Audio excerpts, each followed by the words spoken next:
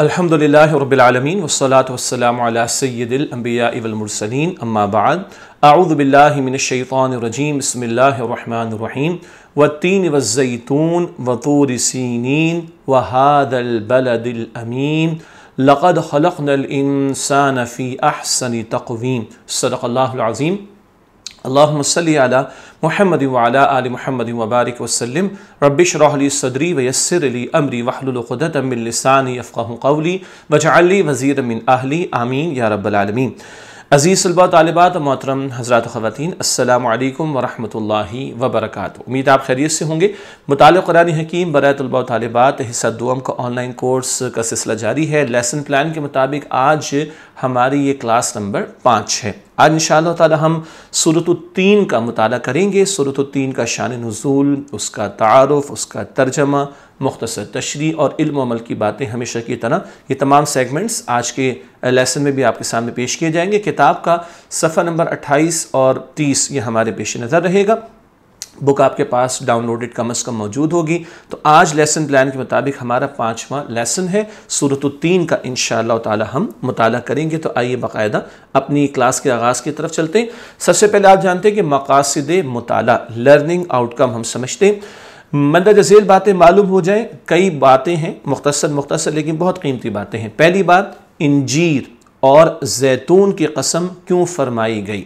اللہ تعالیٰ نے قسمیں فرمائی ہیں، یہ بات ہم نے حصہ اول میں بھی سمجھی۔ البتہ یہاں انجیر اور زیتون کی قسم اللہ نے فرمائی ہے، اس کی کیا وجہ ہے، اس کی کیا حکمت، اس پر بات کریں گے انشاءاللہ۔ نمبر 2، طور سینا اور بلد الامین سے کیا مراد ہے؟ طور سینا سے موسیٰ علیہ السلام، بلد الامین مکہ مکرمہ، بات ہوگی آگے انشاءاللہ۔ تو طور سینا اور بلد الامین سے کیا مراد ہے اور ان کی قسمیں کیوں فرمائی گئی ہیں، اس پر بات ہوگی۔ تیسرا نقطہ، اللہ سبحانہ وتعالیٰ نے کس لحاظ سے انسان کو بہترین صورت میں پیدا فرمایا، کیوں انسان کو بہترین تخلیق کہا گیا، اس پر بات ہوگی۔ نمبر 4، انسان کو کن 2 کیفیتوں کا ذکر کیا گیا ہے، ایک اچھی اور ایک بری کیفیت، یہ 2 کیفیات کیوں بیان کی گئی، کن کیفیات کو بیان کیا گیا، 2 کیفیات پر بات ہوگی۔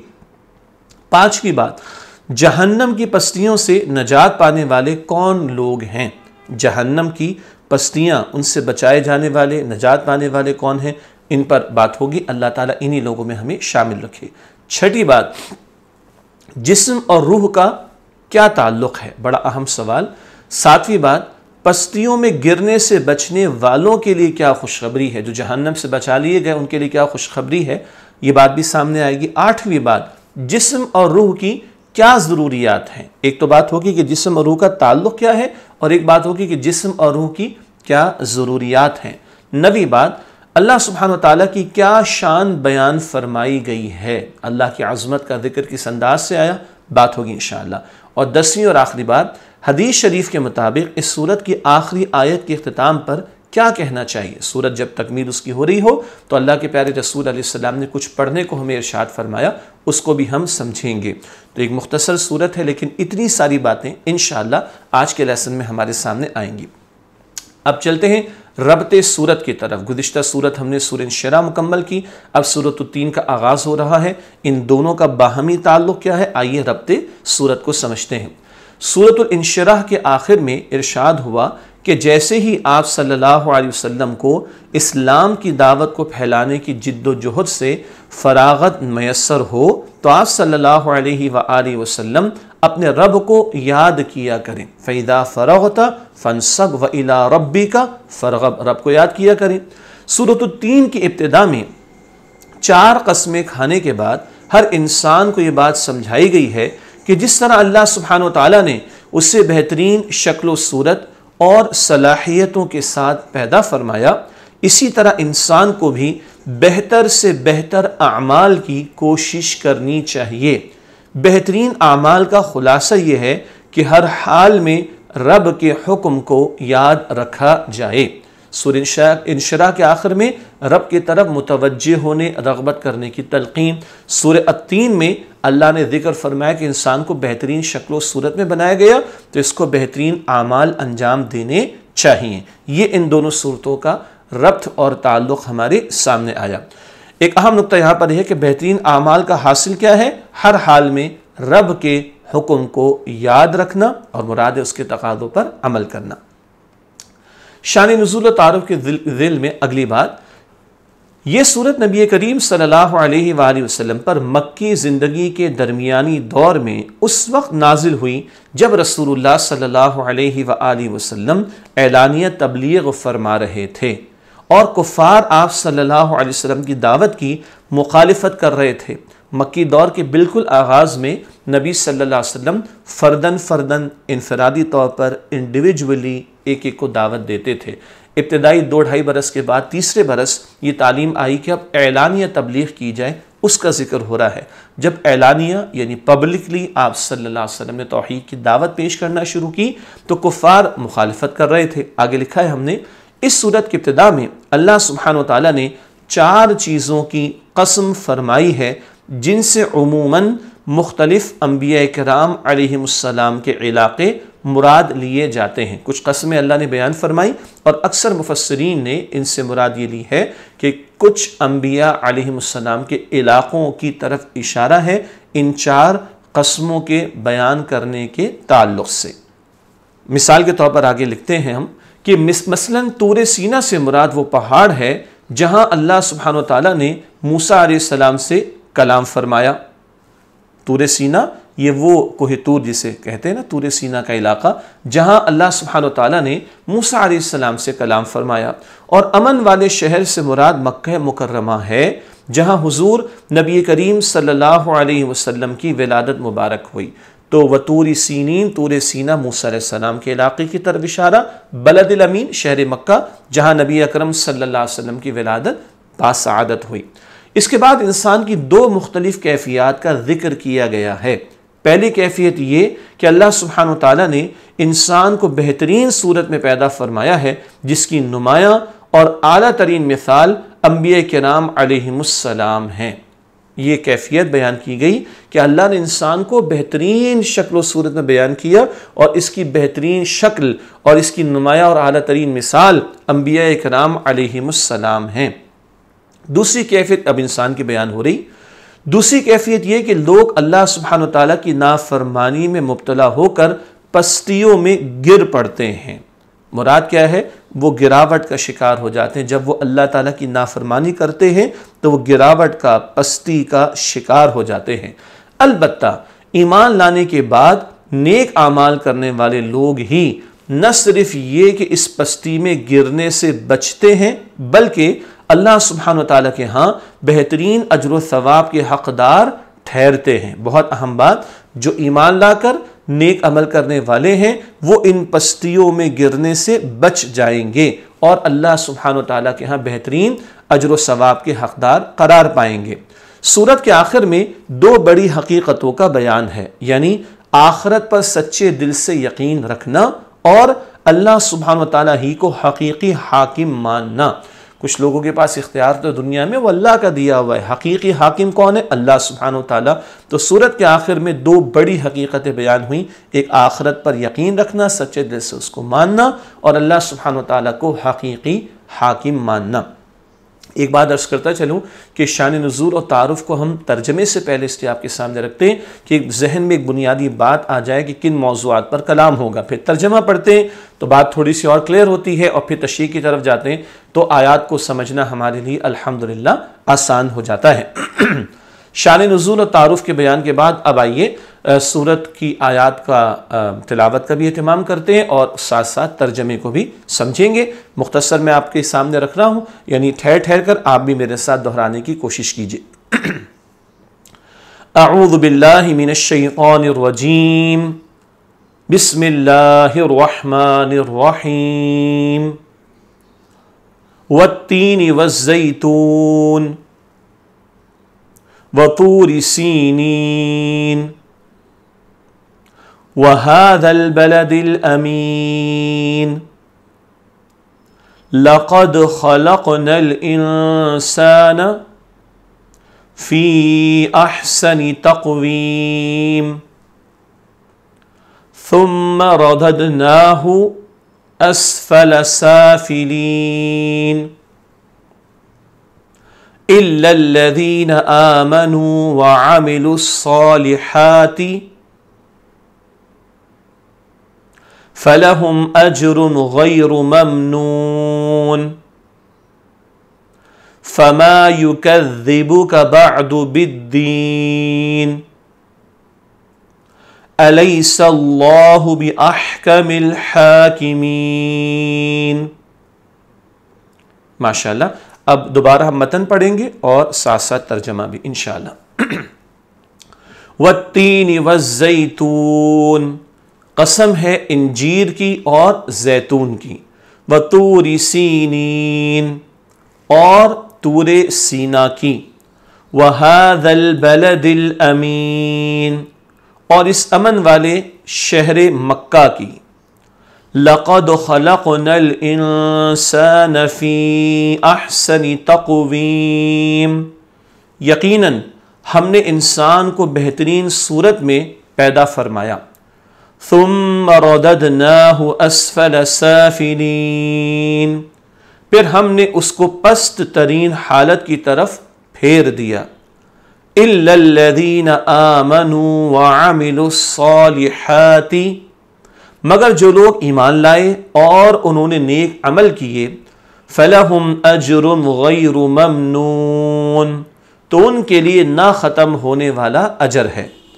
فما یکذبک بعد بالدین، تو اس حقیقت کے بعد روز جزا کو جھٹلانے پر تمہیں کون سی چیز آمادہ کرتی ہے، الیس اللہ باحکم الحاکمین، کیا اللہ سب حاکموں سے بڑا حاکم نہیں؟ یقیناً وہی ہے۔ ایک مرتبہ ترجمہ دوبارہ آپ کے سامنے سورۃ التین کا میں پڑھ رہا ہوں۔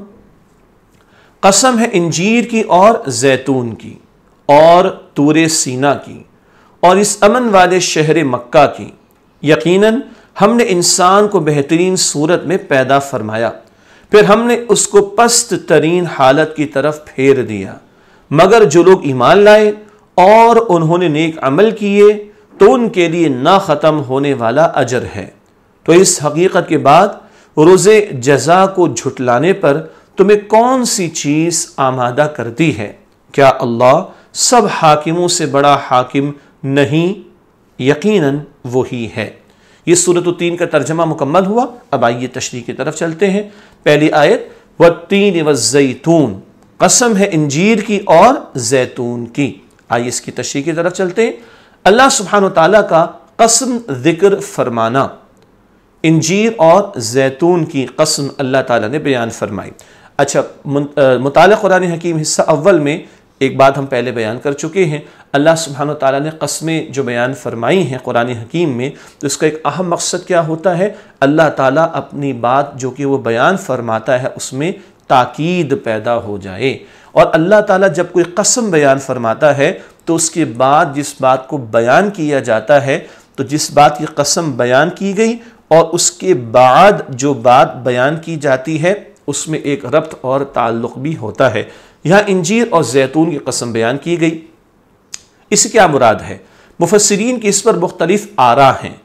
نمبر ایک، شام و فلسطین کی سرزمین جہاں کثرت سے انجیر و زیتون پائے جاتے ہیں، اور نمبر دو، یہ مقامات کئی انبیاء کرام علیہ السلام کا مسکن رہے۔ حضرت عیسیٰ علیہ السلام کا بھی اسی علاقے سے تعلق رہا، مفسرین نے اس رائے کو بھی بیان کیا، اور یہ شام و فلسطین کے علاقے انبیاء علیہ السلام کی سرزمین بھی کہلاتی ہے۔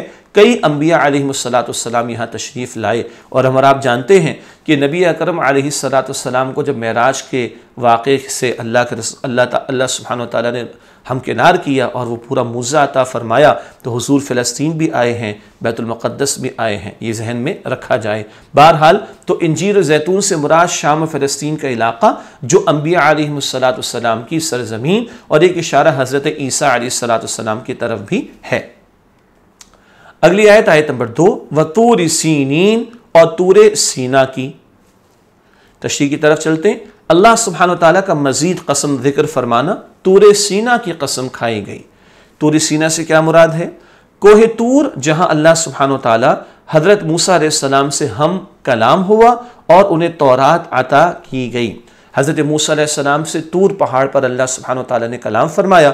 حصہ دوم جو ہم پارٹ 2 پڑھ رہے ہیں، جب یہ کچھ سورہ والضحیٰ سے جو ہم نے سلسلہ شروع کیا، اور یہ صورتیں کچھ مکمل ہو جائیں گی سورہ حمزہ تک، تو اس کے بعد ہم ابراہیم علیہ السلام کا واقعہ بھی اور پھر موسیٰ علیہ السلام کا واقعہ بھی تفصیل سے پڑھیں گے۔ خیر، تو طور سینہ سے مراد کوہ طور کی طرف اشارہ، جہاں اللہ سبحانہ وتعالیٰ نے حضرت موسیٰ علیہ السلام سے کلام فرمایا اور پھر انہیں تورات بھی عطا ہوئی ہے۔ آیت نمبر 3، وَهَذَا الْبَلَدِ الْأَمِينَ، اس کا ترجمہ اور اس امن والے شہر مکہ کی۔ اللہ سبحانہ وتعالیٰ کا مزید قسم ذکر فرمانا، امن والے شہر کی، یعنی امن والے شہر مکہ کی قسم اللہ تعالیٰ نے بیان فرمائی۔ مکہ شہر سے مراد وہ شہر کے جہاں حضرت ابراہیم علیہ السلام اور حضرت اسماعیل علیہ السلام نے خانہ کعبہ تعمیر فرمایا، اور یہی شہر آپ صلی اللہ علیہ وآلہ وسلم کا مسکن رہا۔ ابراہیم علیہ السلام نے اپنے بیٹے اسماعیل علیہ السلام کو یہاں آباد کیا، واقعہ ذہن میں آ رہا ہے۔ صفا مروہ کی سعی کی تھی بی بی حاجرہ سلام علیہا نے، زمزم اللہ تعالیٰ نے جاری کر دیا، پھر وہ نسل وہاں پر آباد رہی۔ پھر ابراہیم علیہ السلام اور اسماعیل علیہ السلام نے مل کر خانہ کعبہ کی از سر نو، یعنی نئے سرے سے تعمیر فرمائی، اور ابراہیم اور اسماعیل علیہ السلام کے 2500 سالوں کے بعد نبی کریم علیہ السلام کی ولادت یہیں مکہ مکرمہ کے شہر میں ہوئی ہے، تو یہیں حضور پھر رہے بھی ہیں۔ آغاز وحی کی عمر 40 برس کی، اس کے بعد 13 برس حضور مکہ مکرمہ رہے، اور اس کے بعد حضور نے پھر ہجرت فرمائی تھی۔ تو بلد الامین سے مراد شہر مکہ۔ ان 3 آیات کے بعد اب چوتھی آیت میں جو بات قسم اللہ تعالیٰ نے بیان فرمائی، تو وہ اب بتایا جا رہا ہے کس بات پر قسم اللہ تعالیٰ نے بیان فرمائی ہے۔ ارشاد ہوا، لَقَدْ خَلَقْنَا الْإِنسَانَ فِي أَحْسَنِ تَقْوِيمٍ، ترجمہ، یقیناً ہم نے انسان کو بہترین صورت میں پیدا فرمایا۔ تشریح کی طرف چلتے ہیں۔ شہر مکہ کی قسم فرمانے کے بعد اللہ سبحانہ وتعالیٰ کا فرمان، اللہ سبحانہ وتعالیٰ نے انسان کو بہترین ساخت میں پیدا کیا۔ بہترین ساخت میں پیدا کرنے سے مراد، آئیے اس بات کو سمجھتے ہیں کیا مراد ہے بہترین ساخت سے۔ اللہ سبحانہ وتعالیٰ نے انسان کی فطرت کو بھی دوسری مخلوقات سے احسن بنایا ہے۔ احسن، the best، سب سے بہترین۔ جی، اللہ سبحانہ وتعالیٰ نے انسان کی فطرت کو بھی دوسری مخلوقات سے احسن بنایا ہے، یعنی انسان کے اندر اپنی روح میں سے پھونک کر اسے مسجود ملائک بنایا۔ ملائکہ فرشتوں کو کہتے ہیں، مسجود جس کو سجدہ کیا جائے، مسجود ملائک کا مطلب کہ اللہ سبحانہ وتعالیٰ کے حکم سے فرشتوں نے سجدہ کیا آدم علیہ السلام کے سامنے اللہ کے حکم کے مطابق۔ تو انسان تو وہ کہ جس میں اللہ نے اپنی روح میں سے کچھ ڈالا، پھونکا، اور فرشتوں کو جھکنے کا اس کے سامنے حکم دیا۔ یہ انسان کی عظمت کا بیان، اور اس کی جسمانی شکل و صورت کو بھی دنیا کے سب جانداروں سے بہتر اور حسین بنایا۔ یعنی باطن میں تو اللہ نے انسان کی روح پھونکی اور اس کو عظمت عطا فرمائی، اور ظاہر کو بھی سارے جانداروں سے بہتر اور حسین بنایا۔ انسانوں کو بہترین ساخت میں پیدا کرنے کی اعلیٰ مثال حضرات انبیاء کرام علیہم السلام ہیں، اور بالخصوص ہمارے پیارے نبی سیدنا حضرت محمد مصطفیٰ صلی اللہ علیہ وآلہ وسلم۔ اللہ نے جو انسان کو بہترین ساخت میں پیدا کیا، تو اس کی اعلیٰ ترین مثال وہ انبیاء علیہم السلام، اور سارے انبیاء اور رسول ان کے امام الانبیاء سیدنا حضرت محمد مصطفیٰ صلی اللہ علیہ وآلہ وسلم۔ آیت نمبر 5، ثم رددناہ اسفل سافلین، ترجمہ، پھر ہم نے اس کو پست ترین حالت کی طرف پھیر دیا۔ آیت میں انسان کی حقیقت کی طرف اشارہ، کیا مراد ہے اس سے؟ جب انسان اللہ سبحانہ وتعالیٰ کی نعمتوں کی قدر نہیں کرتا، روح کے تقاضوں سے غافل رہتا ہے، اپنی نفسانی خواہشات کی پیروی کرتا ہے، تو وہ پستیوں کی پستی میں لوٹا دیا جاتا ہے، وہ جانوروں سے بھی بدتر ہو جاتا ہے۔ اللہ اکبر! روح انسان میں پھونکی گئی، اشرف المخلوقات، بہترین مخلوق بنایا گیا، تو انسان کو تو بہترین کام کرنے چاہیے، لیکن جب انسان اللہ کی نعمتوں کی قدر نہ کرے، اپنی روح کے تقاضوں پر عمل نہ کرے، رب کے حکم کے بجائے اپنی نفس کی خواہشات پر عمل کر کے برائیاں کرے، تو وہ پستیوں کی بھی پستی میں، گراوٹ کی بھی انتہا پر آ جاتا ہے، اور پھر وہ جانوروں سے بھی بدتر ہو جاتا ہے، بے مقصد زندگی گزار رہا ہوتا ہے، گناہوں میں جو ہے وہ مبتلا ہو کر اپنے آپ کو برباد کر لیتا ہے، اور سب سے بڑی پستی وہ جہنم کی آگ اور جہنم کے عذاب کی پستی ہوگی۔ اللہ تعالیٰ ان پستیوں سے میری آپ کی ہم سب کی حفاظت فرمائے۔ اگلی آیت، آیت نمبر 6، إِلَّا الَّذِينَ آمَنُوا وَعَمِلُوا الصَّالِحَاتِ فَلَهُمْ أَجْرٌ غَيْرُ مَمْنُونَ، مگر جو لوگ ایمان لائے اور انہوں نے نیک عمل کیے تو ان کے لیے نہ ختم ہونے والا اجر ہے۔ یہ آیت نمبر 6 کا مفہوم اور ترجمہ ہے، تشریح کے حوالے سے چلتے ہیں سمجھنے کے لیے بات کو۔ پستیوں میں گرنے سے بچنے والے جو ایمان لائے اور جنہوں نے نیک اعمال کیے، یہ ہے اصل بات۔ جو ایمان لا کر نیک اعمال کرے وہ ہے جس نے بہترین ہونے کا ثبوت پیش کیا، وہ ہے جس نے روح کے تقاضوں پر عمل کیا۔ یہ لوگ پستیوں میں گرنے سے، دنیا میں گراوٹ اور بد اخلاقی کی انتہا، اس سے بچائے جائیں گے، اور کل جہنم کی آگ کی جو پستی ہے، گہرائی ہے جہنم کی، اس کے عذاب سے بچائے جائیں گے۔ آگے لکھا ہے، پستیوں میں گرنے سے بچنے والوں سے اجر کا وعدہ، آخرت میں نہ ختم ہونے والا اجر ہوگا۔ جنت ہمیشہ کے لیے ہے، جنت کی نعمتیں ہمیشہ کے لیے ہیں۔ یہ تو دنیا میں ہوتا ہے کہ محنت کی، چلو بھئی تمہارا صلہ مل گیا، اتنے پیسے ملے، کچھ وقت آئے ختم ہو گیا، ایسا نہیں۔ وہاں جو اجر ملے گا نہ ختم ہونے والا اجر ملے گا۔ جنت کی جو نعمتیں ہوں گی وہ ہمیشہ کے لیے ہوں گی۔ دعا کرنی چاہیے، اللہم انا نسألک جنت الفردوس، اے اللہ ہم تجھ سے جنت الفردوس کا سوال کرتے ہیں۔ آیت نمبر 7، آیت نمبر 7، فَمَا يُكَذِّبُكَ بَعْدُ بِالدِّينِ، تو اس حقیقت کے بعد روز جزا کو جھٹلانے پر تمہیں کون سی چیز آمادہ کرتی ہے۔ یہ آیت نمبر 7 ہے۔ آیت میں مذکورہ لوگ منکرین قیامت، ان لوگوں کا بیان جو قیامت کا انکار کر رہے ہیں، اس کی تکذیب کر رہے ہیں، اس کو جھٹلا رہے ہیں۔ اللہ تعالیٰ نے تو دلائل واضح کر دیے، جا بجا اللہ تعالیٰ نے اپنی قدرت کی نشانیاں لوگوں کے سامنے واضح کر دی۔ لوگ کیوں اللہ کو نہیں پہچان رہے؟ جا بجا اللہ تعالیٰ نے قیامت کے برپا ہونے کا ذکر کر دیا۔ انسان کی فطرت میں نیکی بدی کا شعور رکھا ہے، انسان کی فطرت میں نیکی بدی کا شعور رکھا ہے، جس کا تقاضا ہے کہ نیکی کا اچھا بدلہ ملے اور بدی کی سزا ملے۔ تو ایک وقت آئے گا اور آنا چاہیے۔ مالک یوم الدین سورہ فاتحہ میں ہم نے سمجھا کہ نیکی کا بھرپور بدلہ اور بدی کی واقعاتاً سزا تو وہ آخرت میں ملے گی۔ تو یہ وہ لوگ ہیں جو آخرت کے جھٹلانے والے، ان کا ذکر ہوا۔ آیت نمبر 8، آخری آیت اس سورت کی، الیس اللہ باحکم الحاکمین، کیا اللہ سب حاکموں سے بڑا حاکم نہیں؟ یقیناً وہی ہے۔ یہاں نوٹ کیجئے گا، یہ بریکٹ میں ہم نے لکھا، یہ آیت میں حصہ نہیں ہے، لیکن کیونکہ سوال کا انداز آیا تو یقیناً وہی ہے۔ ہاں، اس پر ایک حدیث شریف ابھی ہم سمجھتے ہیں جس کی بنیاد پر یہ ترجمے میں بریکٹ میں الفاظ استعمال ہوئے۔ ایک حقیقت کی طرف اشارہ، اللہ سبحانہ وتعالیٰ سب حاکموں سے بڑا حاکم ہے۔ اصل فیصلے تو اللہ فرماتا ہے، دنیا میں جو ہو رہا ہے وہ اس کے حکم سے ہو رہا ہے، اور قیامت کے دن تو واقعتاً اسی کی بادشاہت ہوگی۔ دنیا میں کچھ لوگ بادشاہ بن جاتے ہیں، دنیا میں کچھ لوگ اختیار حاصل کر کے اپنے آپ کو سمجھتے ہیں جو چاہیں سو کریں، لیکن دنیا عمل کا موقع ہے اور آخرت جزا اور بدلے کا موقع ہے۔ سارے فیصلے اللہ ہی فرمانے والا، وہ سب حاکموں سے بڑا حاکم ہے۔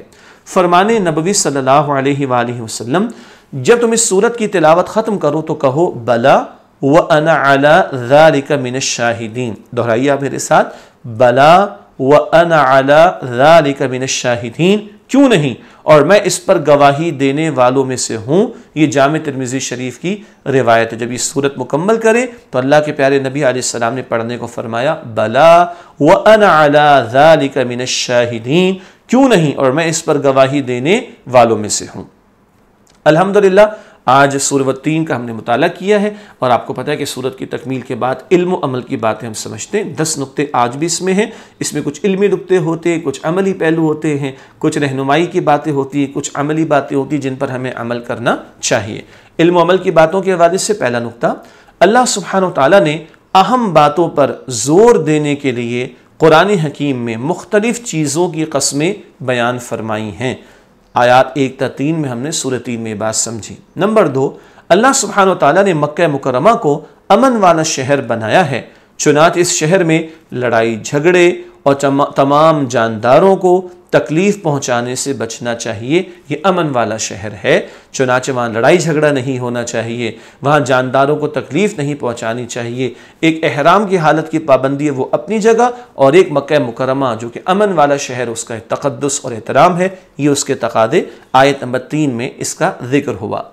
تیسری بات، مخلوق میں سے اعلیٰ ترین انبیاء کرام علیہم السلام ہیں۔ انسان کو بہترین بنایا گیا، لیکن انسانوں میں اعلیٰ ترین کون ہیں؟ انبیاء علیہم السلام۔ یہ ذکر آیات 1 تا 4 کی روشنی میں ہوا تھا۔ چوتھا نقطہ علم و عمل کی باتوں کے حوالے سے، اللہ سبحانہ وتعالیٰ نے انسان کو تمام مخلوقات پر فضیلت عطا فرمائی ہے۔ یہ آیت نمبر 4 میں ذکر ہوا۔ انسان میں اللہ نے روح میں سے پھونکا اور فرشتوں کو حکم دیا تھا کہ سجدہ کرو۔ پانچواں نقطہ، اللہ سبحانہ وتعالیٰ نے انسان کو جسم کے ساتھ روح بھی عطا فرمائی ہے اور اسے بہترین مخلوق کو قرار دیا ہے۔ آیت نمبر 4 میں یہ ذکر آیا تھا۔ باقی جانداروں کے مقابلے میں انسان کو خاص جو بات عطا کی گئی وہ کیا ہے؟ انسان نرا حیوان نہیں، محض ایک اینیمل نہیں ہے، بلکہ اللہ نے اس میں روح میں سے بھی کچھ ڈالا اور اس کو افضل اور اشرف المخلوقات بنایا ہے۔ چھٹا نقطہ، اگر خواہشات نفس کو قابو میں نہ رکھا جائے تو وہ انسان کو انتہائی پستی میں لے جاتی ہیں۔ یہ آیت نمبر 5 کے ذیل میں خواہشات نفس کا مطلب کیا ہے؟ ایک طرف اللہ تعالیٰ کا حکم ہے اور اس کے مقابلے میں نفس کا کچھ تقاضا ہے۔ ایک حکم ہے کہ نماز کے لیے کھڑے ہو جاؤ، نفس کہہ رہے صبح کے جو سو جاؤ۔ کس کی بات ماننی؟ اللہ کی۔ لیکن نفس کی خواہشات کی جو لوگ پیروی کریں اور اللہ کے احکامات کی خلاف ورزی کریں تو پھر یہ وہ لوگ ہیں جو انتہائی پستی میں مبتلا ہو جائیں گے۔ آیت نمبر 5 میں یہ بات تھی۔ ساتواں نقطہ، جسم کی غذا کی طرح روح کو بھی غذا کی ضرورت ہوتی ہے، اور وہ ہے ایمان اور نیک اعمال کا اہتمام کرنا۔ جسم کو کھلاتے پلاتے ہیں وہ اپنی جگہ، روح کی بھی ضرورت ہے۔ قرآن اس کی غذا ہے، ایمان کی دولت کو بڑھانا، نیک اعمال کرنا، اس سے روح تقویت پاتی، مضبوط ہوتی چلی جاتی ہے۔ یہ آیت نمبر 6 میں ہم نے ذکر سمجھا روح کے تعلق سے۔ آٹھواں نقطہ، روح کی ضرورتوں کو پورا کر کے یعنی ایمان اور نیک اعمال کے ذریعے انسان بہترین مقام پا سکتا ہے۔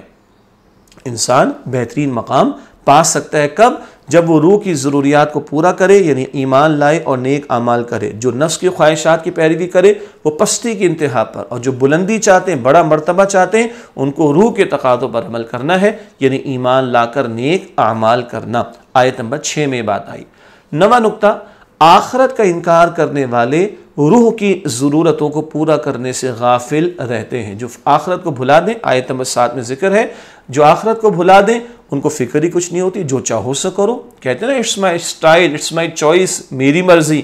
نہ، جو اللہ کو واقعتاً مانے، آخرت کا طلبگار ہو، وہ میری مرضی نہیں کرے گا، وہ رب کی مرضی پر عمل کرے گا۔ اور جو آخرت کو بھلائے بیٹھے جو چاہے سو کریں گے اور روح سے غافل ہو جائیں گے تو پستی کی انتہا میں۔ اور آخرت میں پستی کیا ہے؟ وہ جہنم کی گہرائیاں، جہنم کے عذابوں کے معاملات۔ اللہ تعالیٰ ہم سب کو جہنم کے عذاب سے محفوظ فرمائے۔ 10واں اور آخری نقطہ علم و عمل کی باتوں کے حوالے سے، قیامت واقع ہو کر رہے گی اور اللہ سبحانہ وتعالیٰ اس دن تمام معاملات کا فیصلہ فرمائے گا۔ یہ آیت نمبر 7 اور 8 میں ذکر آیا۔ اللہ تعالیٰ سب حاکموں سے بڑا حاکم، دنیا عمل کا موقع، آخرت انجام اور نتیجوں کا مقام ہے، اور کل اللہ تمام فیصلے فرما دے گا۔ اللہ تعالیٰ ہمیں قیامت کا یقین عطا فرمائے، ہمیں ہماری روح کے تقاضوں پر عمل کی توفیق عطا فرمائے، ایمان کے تقاضوں پر عمل کی توفیق عطا فرمائے۔ ناظرین کرام، الحمدللہ سورۃ التین کا مطالعہ ہوا، اور انشاءاللہ اگلی نشست میں اگلے لیسن کے ساتھ حاضر ہوں گے۔ امید ہے آپ استفادہ کر رہے ہیں، دوسروں کو بھی مطلع کیجئے اس کورس کے بارے میں، اور امید ہے کہ کوئزز بھی آپ انشاءاللہ ٹائملی سبمٹ کریں گے۔ اللہ تعالیٰ مجھے، آپ کو، ہم سب کو، تمام مسلمانوں کو اپنی رحمتوں سے نوازے۔ وآخر دعوانا ان الحمدللہ رب العالمین۔ السلام علیکم ورحمۃ اللہ وبرکاتہ۔